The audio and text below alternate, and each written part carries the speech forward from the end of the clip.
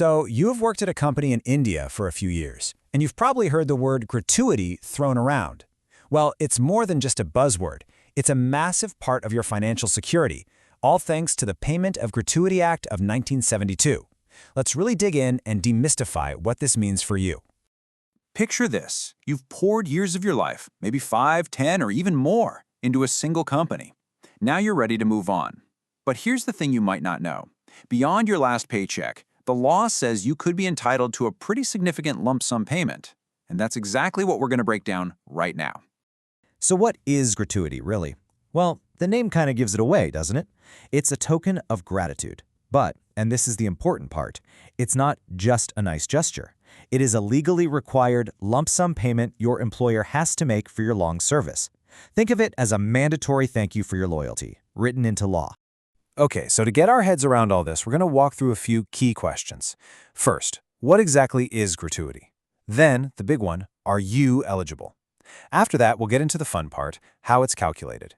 Then we'll cover the actual payment process, and finally, what you can do if things go wrong. All right, let's kick things off with Section 1. What is gratuity? The foundation of your loyalty reward. You know, the best place to start is often the source itself. The preamble to the 1972 Act literally says it's an act to provide for a scheme for the payment of gratuity to employees. Now that word, scheme, is key. It tells you right away this isn't some informal, optional policy. It's a structured legal framework. And this right here is probably the single most important thing to remember. If you tick the boxes, which we're about to get to, gratuity is your legal right. It's not a bonus, it's not a favor, and it's not up to your employer's mood that day. It's an entitlement that you have earned. Period. Okay, so that brings us to the big question, right? Are you eligible? It really comes down to clearing two main hurdles. One's about your company, and the other is about how long you've been there. It's a two-part check. First, the company you work for has to be covered by the Act. And second, you personally need to have put in at least 5 years of what the law calls continuous service. Let's pull back the curtain on what both of those actually mean. So which companies are we talking about? The Act is pretty specific. It covers places like factories, mines, ports, and so on. But here's the rule that applies to most of us. It covers any shop or establishment that has employed 10 or more people on even a single day in the past year. And get this, once a company is covered, it's always covered, even if their employee count drops back down to 9 or less. Okay, hurdle number 2, continuous service. What does that actually mean? It doesn't mean you never took a day off. Not at all. For most places, it just means you worked for at least 240 days in a year. And crucially, that 240-day count includes any paid leave, time off for an injury, and even maternity leave. But there's a really important exception here that you need to know about. The law makes a special provision for tragic circumstances. That 5-year minimum service rule, it's completely waived if an employee's service ends because of death or a disability that stops them from working. In those cases, the gratuity must be paid out no matter the length of service. All right, let's get to the part everyone's been waiting for, the math. You're eligible, so how much do you actually get? Well, thankfully, it's not a mystery. It's all based on a very clear formula in the Act. And here it is. The formula is actually pretty straightforward. At its core, it's designed to give you 15 days worth of your salary for every single year you've worked. You take your last monthly salary, divide it by 26 to figure out your daily wage, multiply that by 15, and then multiply that number by how many years you worked there. But, you know, the devil's in the details. So let's break down what each part of that formula actually means. Last salary isn't your total take-home pay. It's specifically your basic salary plus dearness allowance, or DA. For years of service, the law is actually on your side.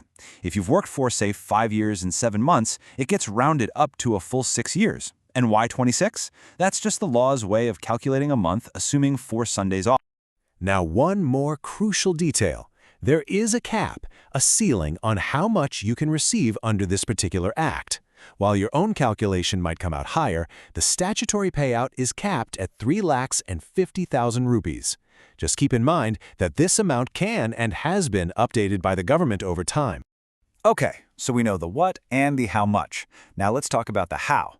How does this money actually get from your employer's bank account into yours? The law is very specific about the process. So what triggers the payment? The law is very clear on this. Your gratuity becomes payable when you reach the official retirement age or when you retire or resign, as long as you've hit that 5-year mark.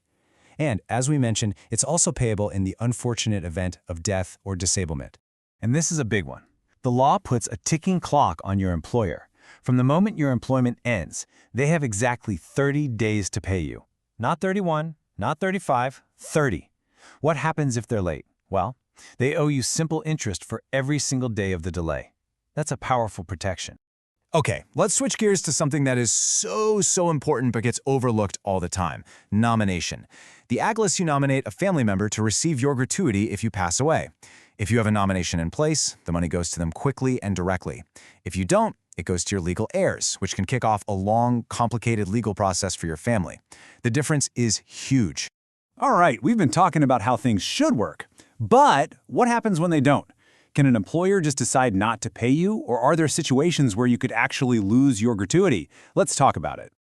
The short answer is yes, but only in very specific, very serious situations. Your employer can withhold part of your gratuity if your negligence caused them a financial loss, but only up to the amount of that loss. And it can only be forfeited completely if you were terminated for really serious misconduct, like violence or some other offense involving moral turpitude.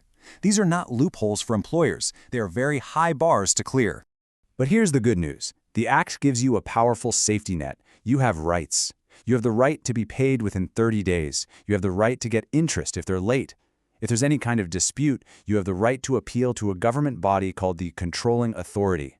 And maybe the strongest protection of all, your gratuity money is shielded. It can't be taken away from you by any court order.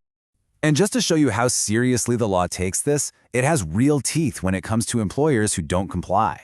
An employer who just fails to pay gratuity could face anywhere from 6 months to 2 years in prison. And if they knowingly lie to get out of paying, that could mean jail time too. So there you have it. We've walked through the whole thing: what gratuity is, who gets it, how it's calculated, and what your rights are. At the end of the day, it's a financial reward for your dedication. So I'll leave you with this one thought. That nomination form we talked about, when was the last time you looked at it?